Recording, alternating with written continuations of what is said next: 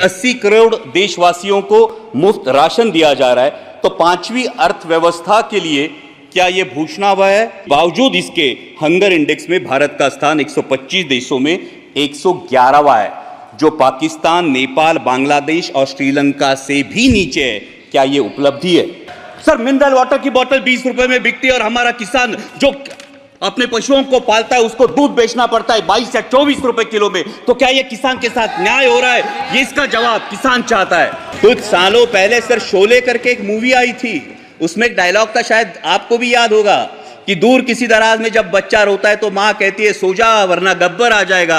Sir, हालात ऐसे थे कि जब विपक्ष का कोई नेता सरकार के खिलाफ बोलता है तो उसको बोला जाता है चुप हो जा, सरकार के खिलाफ मत बोल वरना ईडी, सीबीआई या इनकम टैक्स आ जाएगा।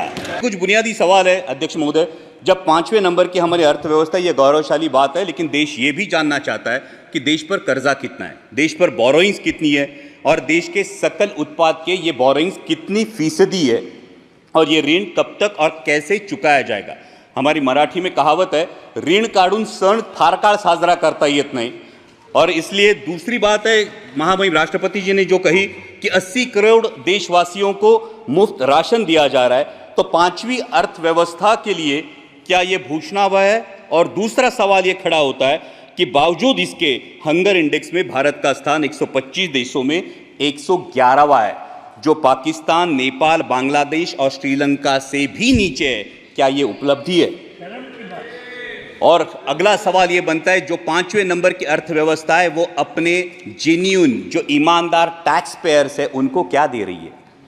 ये टैक्स पेयर्स को अपने बच्चों को शिक्षा के लिए प्राइवेट स्कूल में भेजना पड़ता है, उनको अपने हेल्थ के लिए हेल्थ इंश्योरेंस निकालना पड़ता है। सर, नौबत तो ये है कि जब नॉर्मल मिडिल क्लास आदमी बाइक खरीदने जाता है तो उसको 28% जीएसटी देना पड़ता है, लेकिन इस देश में जो कोई हेलीकॉप्टर खरीदना चाहता है उसको सिर्फ 5% जीएसटी है। तो क्या ये उपलब्धि है? ये हर देशवासी के लिए अर्थव्यवस्था है?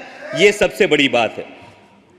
और इसीलिए ये सवाल बनता है कि जब अर्थव्यवस्था क्या सही में सुदृढ़ है या सिर्फ ये सूजन है जिसे सुदृढ़ता बताया जा रहा है। महामहिम राष्ट्रपति जी ने अपनी अभिभाषण में ग्रामीण अर्थव्यवस्था और डेयरी का उल्लेख किया, लेकिन दुर्भाग्यवश माननीय मंत्री महोदय यहां बैठे, लेकिन उसी दिन जो मिल्क पाउडर है उस पर इंपोर्ट ड्यूटी माफ करके मिल्क पाउडर आयात करने का एक निर्णय जो लिया गया। सर, मिनरल वाटर की बोतल 20 रुपए में बिकती है और हमारा किसान जो अपने पशुओं को पालता है उसको दूध बेचना पड़ता है 22 या 24 रुपए किलो में। तो क्या ये किसान के साथ न्याय हो रहा है? ये इसका जवाब किसान चाहता है।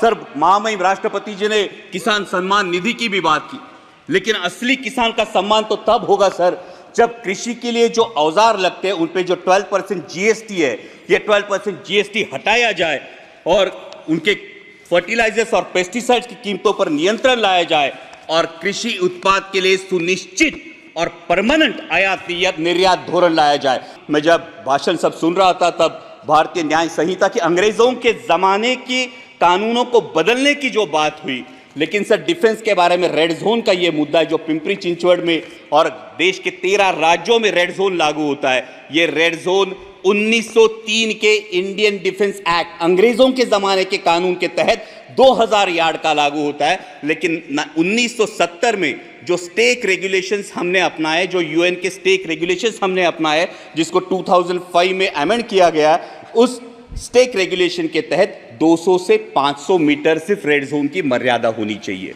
और इसलिए रेड जोन क्या है? रेड जोन ये होता है जो डिफेंस का जो सेक्टर होता है, ये डिफेंस के सेक्टर के इसमें निर्माण के लिए अनुमति नहीं दी जाती, इन घरों को गैर कानूनी करार दिया जाता है। और इसलिए मेरी दरख्वास्त है कि अंग्रेजों के इस कानून को त्याग कर 1905 के इंडियन डिफेंस एक्ट को त्याग कर स्टेक रेगुलेशंस के तहत 500 मीटर के परे रेड जोन हटाया जाए और लाखों देशवासियों को राहत दी जाए।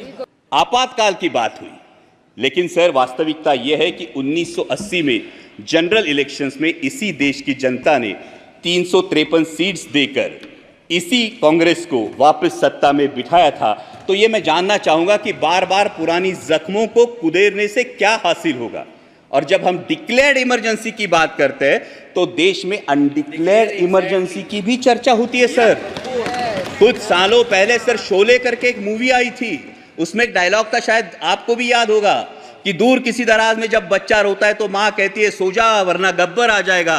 सर, हालात ऐसे थे कि जब विपक्ष का कोई नेता सरकार के खिलाफ बोलता है तो उसको बोला जाता है चुप हो जा, सरकार के खिलाफ मत बोल वरना ईडी सीबीआई या इनकम टैक्स आ जाएगा।